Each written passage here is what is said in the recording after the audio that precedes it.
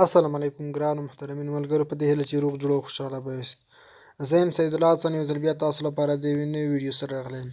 ملګرو، زیاتو ملګرو له موږ نه پوښتنه کړې وه چې زموږ د پلی سټور اپلیکیشن په خپله ډاونلوډ کېږي یا په خپله اپډیټ کېږي، موږ څنګه کولی شو هغه بند کړو چې په خپله ډاونلوډ شي، ځکه چې زموږ څخه زیات انټرنیټ مصرفوي. نو موږ ته دا طریقه راوښایه چې په خپله هغه نه ډاونلوډ کېږي، هغه بند کړو. نو ملګرو، مخکې راځئ چې ویډیو شروع کړم، له تاسو څخه په ډېر درناوي هیله کوم چې زموږ د یوټیوب چینل همدا سره سبسکرایب کړئ.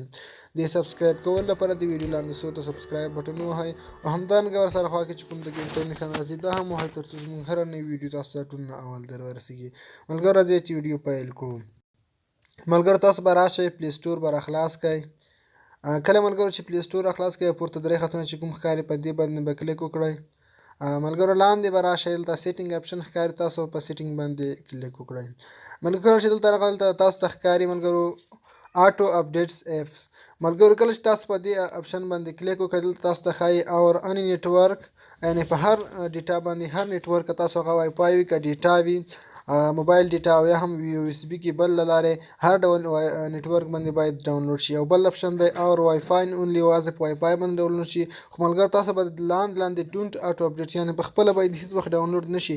نو که تاسو خوښه وي تاسو ډاونلوډ کولی شئ، او که خوښه مې نه وي تاسو نشئ ډاونلوډ کولی. په خپله به هر ډول اپلیکیشن په خپله نه ډاونلوډ کېږي او نه به اپډیټ کېږي.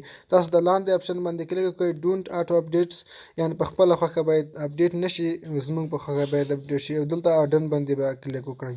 او بل ملګرو، کله چې تاسو پلی سټور کې یو اپلیکیشن غواړئ، نو اپلیکیشن کې ویډیو په خپله پلی کېږي. نو دلته چې کله راشئ تاسو ملګرو، دا هم ډونټ آټو اپډیټ کړئ، ډونټ آټو پلی، په دې اپشن کلیک او ډن یې کړئ، تر څو هغه ویډیوګانې هم په خپله نه پلی کېږي. تاسو چې کومه ویډیو باندې کلیک کوئ هغه به پلی کېږي.